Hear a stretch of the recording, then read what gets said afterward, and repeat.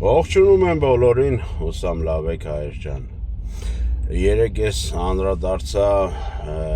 մեր եկեղեցական սպասավորներին, կաթողիկոսին, սրբազանին, չնայած սրբազանի մասին այդքան էլ խոսք չգնաց, բայց այն որ ասում եմ մի կլան են, մի թմից են կապ չունի, բայց ինչ եմ ուզում ասեմ, երեկ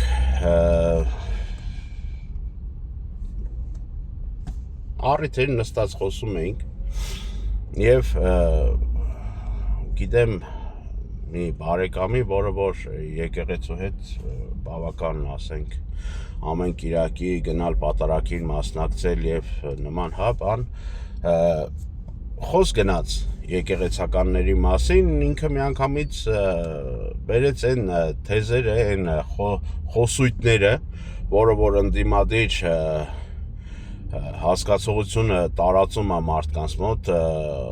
թյուրիմացություն եւ սխալ կարծիք կազմելու համար, որ Փաշինյանը ասել է եկեղեցին չուլանա։ Փաշինյանը չի ասել եկեղեցին չուլանա, ասել է, որ եկեղեցին չուլան են սարքում տարբեր հին ապրանքներ, ասենք, տանելով, դնելով, ընդ նկարներ կա, որ դաժե եկեղեցին գոմա սարքած կենթանիները, ասենք, մեջը բնակվում, ապրում, չգիտեմ, ոնց ասեմ, որ ավելի մի քիչ մեղմ հնչի։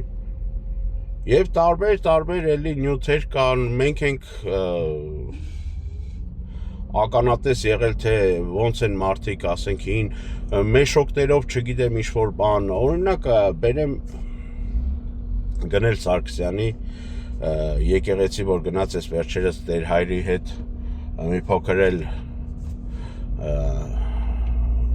լեզվակռիվ, այսպես ասեմ, եղավ, որը որ խոսքի մեջ Տեր Հայրը ասում էր շինարարություն է այդում, դրա համար է այդ ձևը, իսկ շինարարություն գնալը էդի մենակ շինարարություն գնալով չի, այսինքն եթե մի ինչ-որ մի հատված շինարարություն է գնում, թող լինի շատ ամեն ինչ պատշաճ, հաշվի առնելով նաև որ դա եկեղեցի է, դա մարդիկ են գնում գալիս եւ ամեն ինչ տեսնում են, ավելի կոռեկտ, ավելի օրենքին մեջ պետք է լինի այդ ամեն ինչը, այսինքն սահմանազատելը եւ անվտանգ մի միջավայր ստեղծելը շինարարության համար, եթե կա դες բան։ Իսկ շատ եկեղեցիներ տեսել ենք, էլ հին գույք, էլ չգիտեմ աղբեր տարածքում լիքը թափած, դա է։ Գաղափարը միտքը դա է մեր վարչապետի ասելու, որ պետք չի, պետքա հետևողական լինենք, պետքա մաքրենք, պետքա թույլ չտանք նման բան։ Ինքը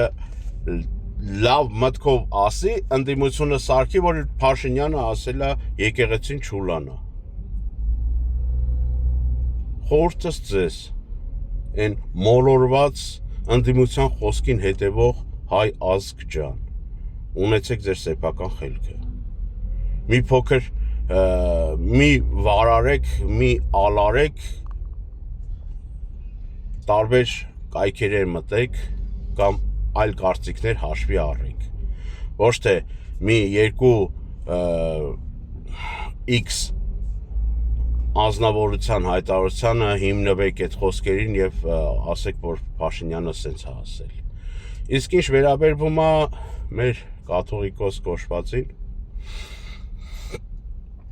երեք բավական տարբեր նյութեր տեղադրեցի իմ կայքում, որտեղ որ,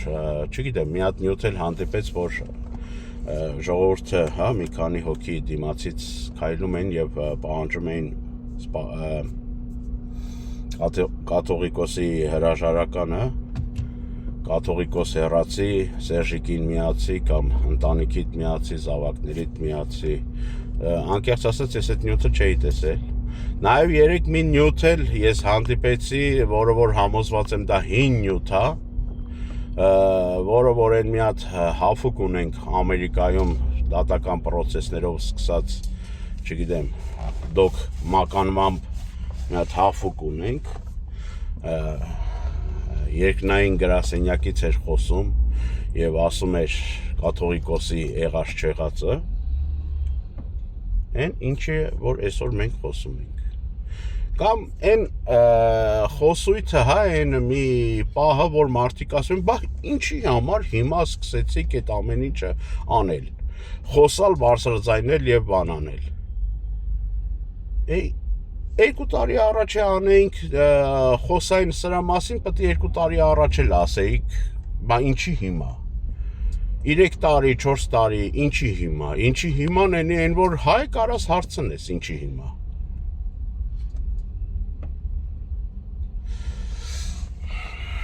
Լավ եղեք հայր ջան,